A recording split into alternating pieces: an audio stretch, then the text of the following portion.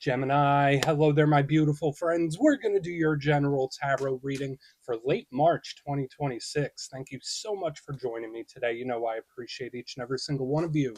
So let's get right down to business as always and start you off with an oracle card here, just so we could dip our toes in the energy and see what's happening for the lovely Gemini collective. Hope you're all doing fabulous and fantastic, my friends. Let's get it going here. My guide, spirit team, talk to me. What do we got for these beautiful Geminis in late March as we move on into Aries season? What energies, messages, insights can we take a little peek at? And yeah, we're just going to take a real quick look at this first card. Then we'll get into the full reading itself. At the very end, I'll pull you a bonus card from the Shadowland Tarot just to see what might be in the shadows or what shadow work you can lean into, which is always interesting. So let's get it going here. Let's rock and see what we got for Gemini in late March. What's the vibe? What's the energy? Let's get this card out nice and quick for you, my friends. There we go. Ask and you shall receive.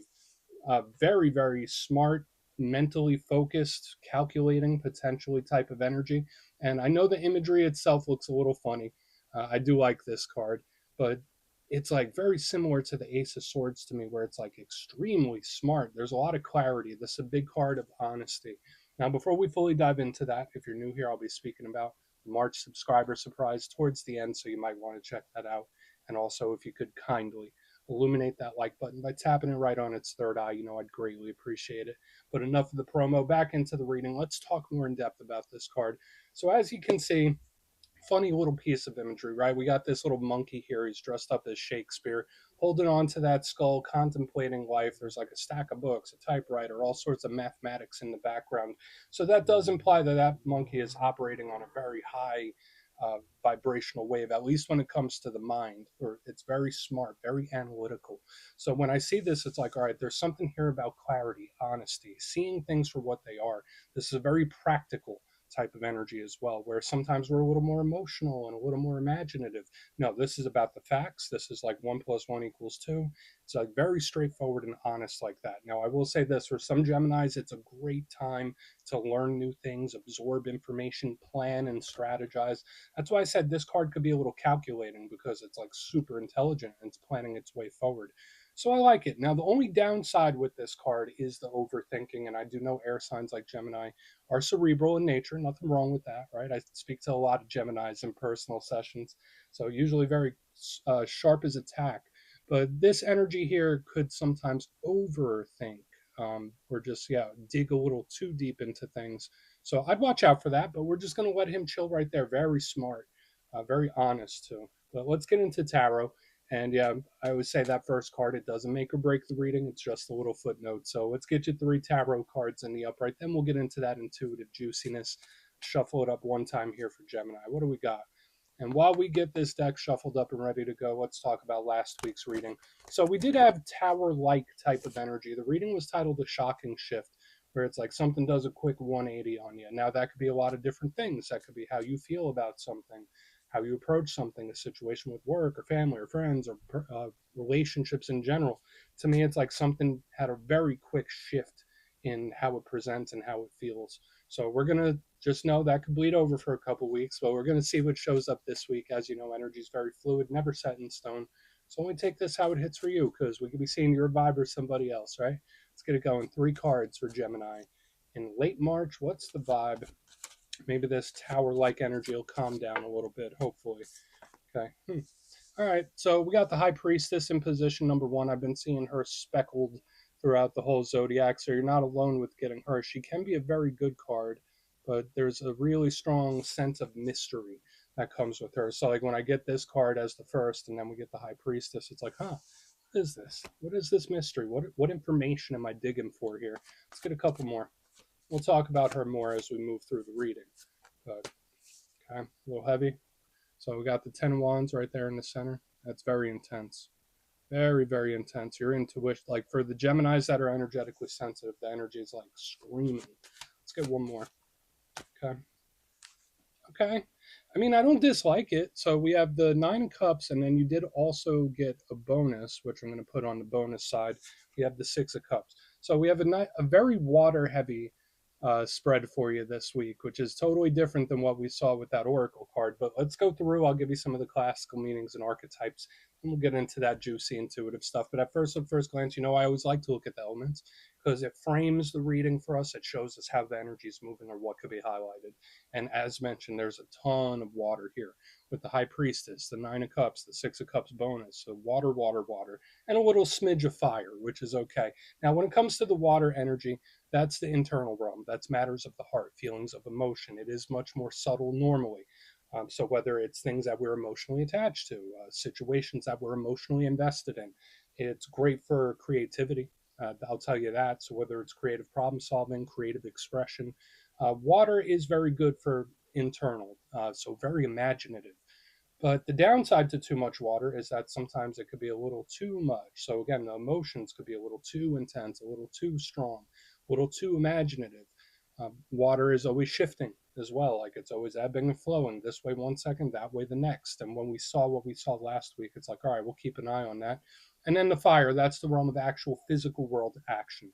So whether it's actions you take, the actions you want to take, the actions other people take, or even lack thereof, it could represent health and wellness.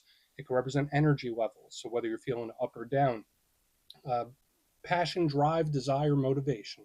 Now, the downside with fire is there's an explosiveness to it. There's a volatility to it, where sometimes the energy could be looking like it's moving one way and it does a quick left on you. So that's like the connecting theme with all this. This energy is very much changeable. But let's go through and start building this out piece by piece. Position number one, the High Priestess, and I always call her the matron of psychics, intuitives, and tarot readers. Big Pisces energy. I also give her to all water signs, so Pisces, Cancer, Scorpio. That's just something I do because I feel like they all embody her traits. But we see her there. She's quiet. She's neutral. She's kind of just chilling there. So again, for those of you energetically sensitive, she ties in heavily to the subtler energies, the subtler aspects of life. So if your gut's trying to tell you something, if your intuition's trying to tell you something, energetic sensitivity, dreams, visions, all this kind of stuff is tied in with her. She is an energy that knows a lot, but is very quiet about it. So again, I'm not sure if that's someone you're dealing with or even yourself, because then we get into the downside of the High Priestess. She could be very secretive, right? Like she has this volume of sacred law on her lap open. She knows a lot of information, but lips are sealed. So it can be secretive. It could be an energy that's obscuring or purposely hiding things in its rough aspect. And sometimes the High Priestess could just represent the unexpected, the unknown, something where it's like not even on our radar yet. So she's a very important piece to the puzzle. Now, moving to the center, as we get her right back up here by the amethyst, where she could chill out for a minute. We have the Ten of Wands, totally different energy switch up. And we see this individual, they got that bundle of sticks. Usually they're walking up a hill. The good aspect of the Ten of Wands, it's great for determination, where it's like, when I say I'm going to do something, that's what I will do. I will not stop. I will not quit. I am determined for a certain result and it will happen. So I love the follow through that comes with this card. But the Ten of Wands is also very heavy, right? It could represent a burden. So whether it's a burden of the mind, a burden of the heart, a burden of the body, like this is really strongly tied into health and energy levels as well. So again, if you're feeling zapped, you might need to recover that energy a little bit. If you've been burning the candle at both ends, Spirit might want you to recover. And rebuild your energy with this card. It's just very heavy. So whether it's a situation itself or just the vibe around you, the Ten of Wands is like very, very thick, if that makes sense. I also say watch your neck, back, and spine because a lot of you could be holding tension in that area of the back. So we'll circle back on this. We'll see if it's a problem or a situation. Now moving to the back end, we have a beautiful energy. Actually, we have one of the best cards. We got the Nine of Cups, beautiful, and we see our friend there with a big smile on. They're chilling. It's like, hey, I have all these cups. Why don't you come on in and have one? So it's open, it's welcoming. This is one of my cards of wish fulfillment. So I think of wins and victories and triumphs. It's just beautiful and it's happy. So this could be a very good result, especially with the way the energy progresses, where it's like, that looks like it's a little hard, but is the payoff worth it? We'll find out. Now, the downside to the Nine of Cups is that sometimes it could be a little too nice. Sometimes it's an energy that could be a little too welcoming, where it's like, all right, I'll give you the shirt off my back, but I'll freeze to death, right? It's like one of those. So just watch out for that. And sometimes this energy could be a little overindulgent in certain things. So whether it's thoughts or behaviors or habits, the Nine of Cups just wants to have a good time. Nothing wrong with that. No judgment here. But we'll see. Yeah, because moving from the High Priestess to the Ten of Wands to the Nine of Cups, this could actually turn out really well. Then here on the back end, real quick, we have the Six of Cups. One of the cards is soul ties, soul connections, people that are very near and dear to our heart. If not that, this is my biggest card of memories, the past, history. So whether it's someone we have history with, maybe you're a little more sentimental or tender than you normally are when this card is here. Taking some trips down memory lane. Sometimes this card could represent things popping back up or reliving things. So I want to dive deeper on all this, Gemini. Let's do it. Let's jump in and clarify. Okay, let's get a good shuffle here for you, my friends. And yes, this is where I go intuitive with the message, which means I just tell you how it feels to me. So feel free to do further research or rely on your base knowledge of tarot, because as you know, every single reading is about the reader's interpretation, and I'm just giving you mine. Let's go in on the beautiful High Priestess. Oh, and yes, if you're a reader yourself, please feel free to play along. That's why the box is here. If you're feeling any messages you want to give to Gemini, you could drop it in the comments. I don't mind at all. Okay, High Priestess time. What do we got? Quick. It's like double mystery. Double. It's like in layers, too. So, again, if there is something that you're trying to figure out, something you're trying to uncover, something you're trying to understand, it might be a lot more complex under the surface than you might think. It's shown in two ways to me. Either it's a lot more complex or it's a lot more simple. You know how sometimes with situations they could be so simple that they're actually confusing? That's something I'm kind of picking up here as well. So watch out for that, because to me it just feels like multiple layers of secrecy potentially. So again, watch out for anyone that you might feel is holding something back, telling a secret, keeping their lips zipped about something. Because the High Priestess and the Moon, they keep very, very similar vibes, honestly. So the moon, it represents Pisces. What do we say about this? This one's also Cancer, big water sign vibes. This is also subtle. This is also very hidden. It's a softer type of energy, intuitive as well. So for a lot of Geminis, there could be something that your gut is trying to tell you that spirit wants you to really listen to. Um, and that could be a whole variety of different things, right? I know not every Gemini is going through the same thing, but watch that gut intuition. But the fact that it's in reverse underneath this High Priestess, it's like, I figured it out, but wait, there's more. There's like levels of hidden, levels of secrecy here. So again, whether it's something that you're keeping tight-lipped about, or if it's somebody else, where to me it's either very simple black and white, or it's very, very complicated. It's one or the other. There's not a lot of gray area. So watch out for the secrecy or the people that are acting funny. We're going to keep moving. We're going to keep moving. Usually I like when an energy reveals itself, but it's like just when you think you have it figured out, boom, there's like this other curveball here. So we're going to want to watch out for like unexpected or surprising issues or problems, situations. Let's keep going. Maybe we'll get a little more information as we move forward. But that's at least where like it's confusing in a way too. So let's go in on the Ten of Wands. Let's see what that has. Thank you. Okay. The less pressure, the better. The less pressure, the better. So we have the Temperance card in the upright underneath the Ten of Wands. Now, sometimes with people, situations, energies, you just got to let things run their course.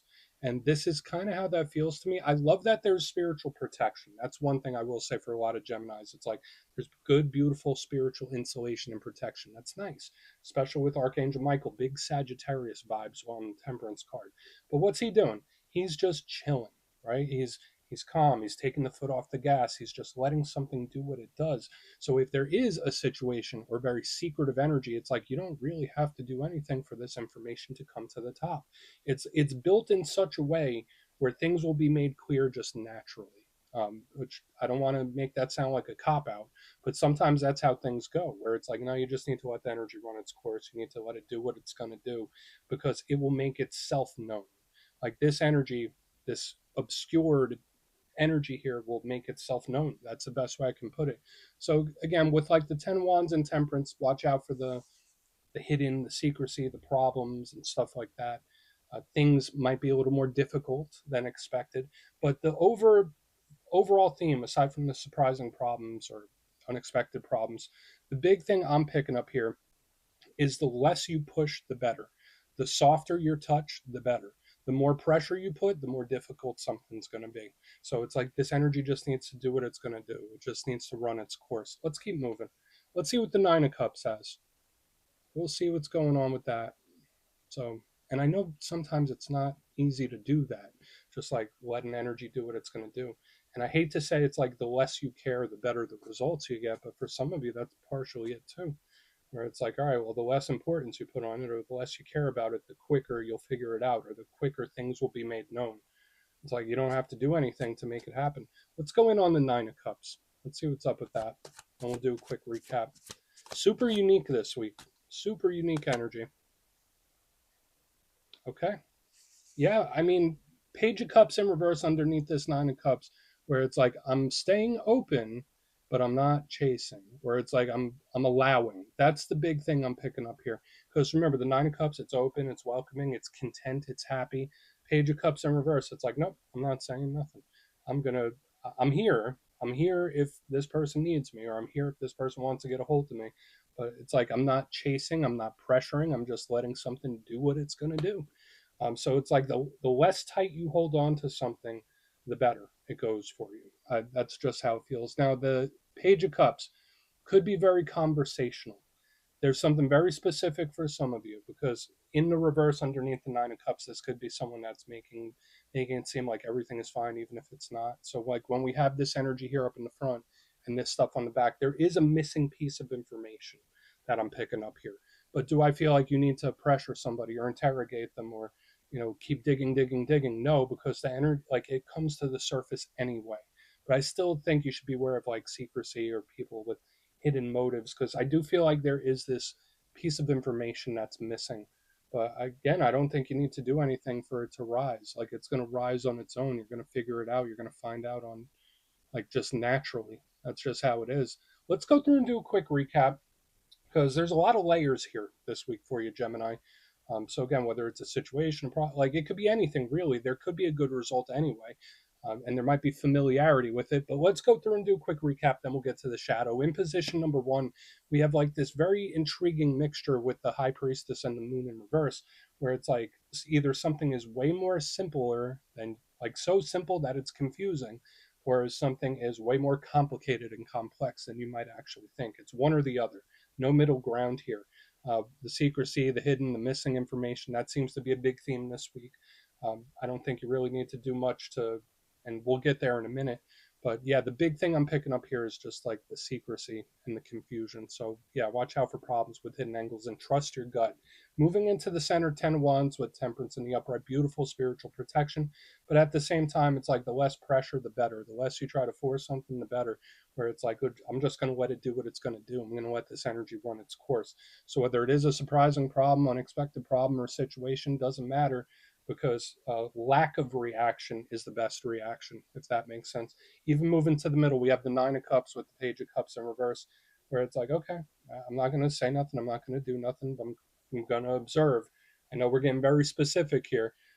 For another portion of you, this could be someone that is saying like yeah everything's fine even if it's really not, so watch out for that too because I am getting a strong energy about missing information. However, I feel like that information is going to come to the surface anyway. It's only a matter of time, not if but when. So please take a screenshot if you want to look into it further. Let's see what's in the shadows. Okay, let's get a good shuffle here for Gemini. What do we got? And yes, I always like to pull a shadow card at the very end just to see whether it's something within you or something you don't quite see. Shadow cards don't always have to be a challenge, they could be a good thing. So let's get you one. And yeah, if you made it to this point in the reading, please feel free to check out channel memberships. I'll put a link for it in the comments below. It's a beautiful way to support the channel, and I have much love for all my channel members. Okay, let's get this going here. What do we got? What do we got? Thank you. Cool.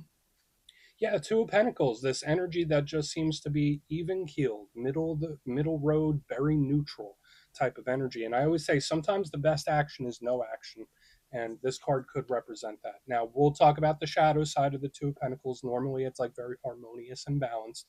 So when it shows up in the shadows, obviously it's either one, someone has way too much on their plate, way too much on their mind, where I'm juggling a lot of stuff. That could be one thing. But the Two of Pentacles could just feel off. So for some Geminis in this time, maybe there's something you're feeling and you can't quite put your finger on it, and your energy just feels a little off. Um, Again, I feel like just like within the reading itself, it will run its course. It'll just run its course and work itself out, which is a good thing, right? It's not like you have to put yourself through the ringer to get the optimal result. So I do like that. But the Two of Pentacles could sometimes be a little imbalanced, and the best action might be no action when this card shows up. So we're going to put it there, my friends. That's what I have for you this week. Don't click away just yet, though. I'm going to give you the details of the March subscriber surprise. If you would like further insight into your situation and you'd like to have a chat with me, you can book a personal session with me at my website, mastermetaphysics.com. The March calendar is live and spots go quick, so you could go check that out. But for the March subscriber surprise, we're doing another winner's choice. I will choose 3 subscribers to win either a copy of the Everyday Witches Tarot, beautiful deck, or a handmade crystal pendant, which I showcase at my website, mastermetaphysics.com. So if you'd like to get your name in for that, it's 2 simple things. As always, my friends, first, you must be subscribed. And second, let me know down in the comments, what zodiac signs do you get along best with? Which ones are your favorite? You'll be entered to win, and at the end of the month, the winners will be announced in my community tab. As always, my friends, much love, and I'll see you soon.